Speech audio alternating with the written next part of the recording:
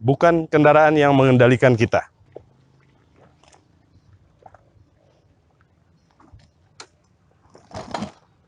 Tapi kitalah yang mengendalikan kendaraan.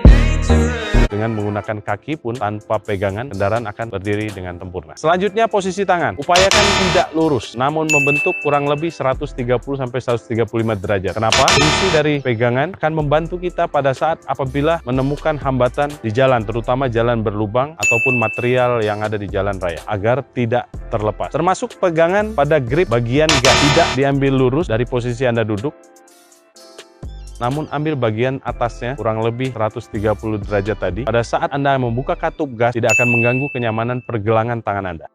Selanjutnya, posisi pegangan pada hands grip. Upayakan tidak lagi memegang di bagian ujung hands grip atau membalikkan posisi pegangan. Kebanyakan wanita biasanya yang takut karena sinar matahari.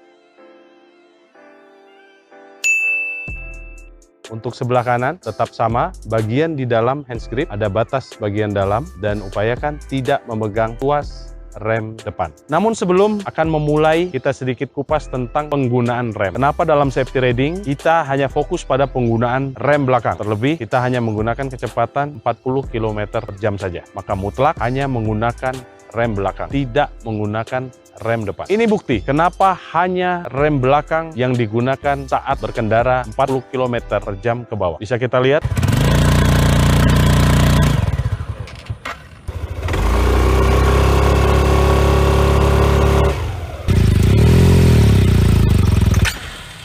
Dari pergerakan roda, karena hampir semua kendaraan roda 2 rata-rata menggunakan penggerak roda belakang. Sekarang kita lihat yang terbiasa dengan menggunakan jarinya di tuas rem depan.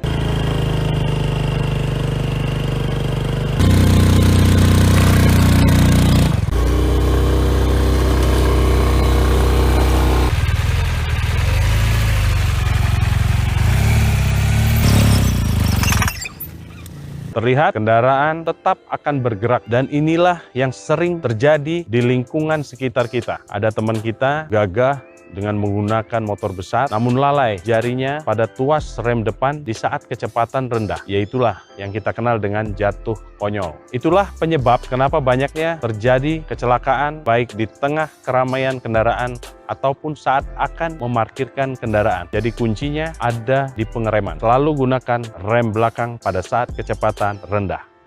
Starter kendaraan.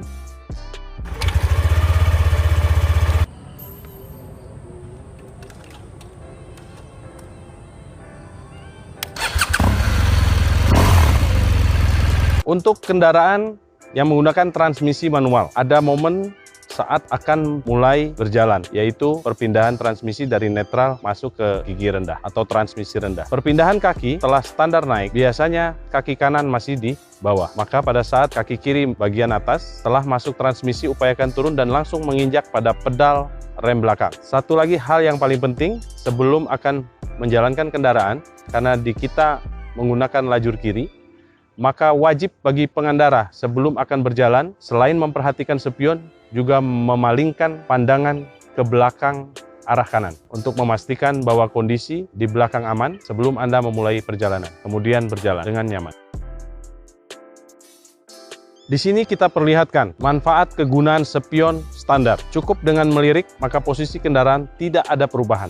Namun apabila kita rubah dengan posisi yang lebih rendah, memungkinkan posisi badan sang pengendara akan merubah posisi jalannya kendaraan. Dari keseluruhan tahapan mulai dari dasar hingga tadi pengereman. Disinilah kita dapat gunakan pada saat berkendara. Teknik lingkaran hanya menggunakan rem belakang dengan posisi siku bagian luar lingkaran itu agak sedikit diangkat dengan wajah menoleh ke titik lingkaran. Dan ini juga bisa digunakan pada saat di jalan raya, contohnya pada saat U-turn atau akan memutar arah. Teknik zigzag yang kita perlihatkan sekarang, ini biasanya kita gunakan atau bisa diterapkan pada saat kepadatan lalu lintas dan juga teknik menghindar. Di sini kecepatan tetap di bawah 40 km per jam, maka tetap menggunakan rem belakang. Di era tahun 90-an ada anjuran penggunaan rem pada saat berkendara 25%, rem depan, 75% rem belakang. Kalau dipikir-pikir secara logika gimana caranya persentase pada saat berkendara. Untuk itulah maka kesimpulan bahwa rem belakang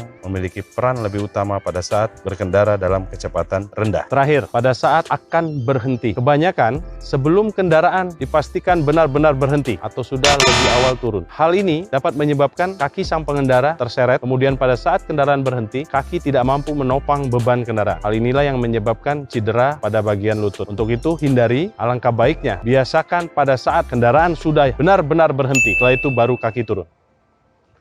Oke, rekan-rekan sekalian, itulah beberapa gerakan ataupun teknik dalam safety riding yang dapat kami persembahkan untuk masyarakat, khususnya masyarakat Indonesia. Mudah-mudahan apa yang tayang di channel ini bisa dipahami. Mohon maaf apabila dalam pengambilan gambar, karena ala kadarnya mudah-mudahan masih bisa paham ya dengan tayangan yang kami persembahkan untuk semuanya. Semoga angka kecelakaan di Indonesia makin menurun. Jangan ada lagi teman-teman atau kerabat kita yang lalai dalam berkendara, khususnya roda 2. So, kesimpulan dari safety riding adalah cara berhenti yang baik dan benar. Jadi kesimpulannya cara berhenti yang baik. Kalau guru saya bilang mudah-mudahan tidak ada lagi yang berhenti di kolong kendaraan, berhenti di got. Ngapain lu, Ndro? Nyari ikan sambil minum air. Berhenti di sawah. Mudah-mudahan ya, dengan apa yang sudah kami sajikan bisa bermanfaat untuk kita semua. Mohon maaf apabila dalam penyampaian kami ada kekurangan, dan banyak sekali karena kesempurnaan hanya milik Allah dan netizen Indonesia. Sekali lagi kami mohon maaf, sampai ketemu di channel Escort 79 berikutnya. Bye! Udah ya, habis ya? Oh itu tuh, belum beres yuk.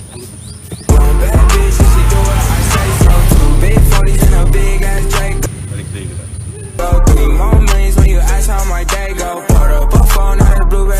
Agar saat selanjutnya ulangi bang, suara saya masuk. Straight to small bands just to take you out.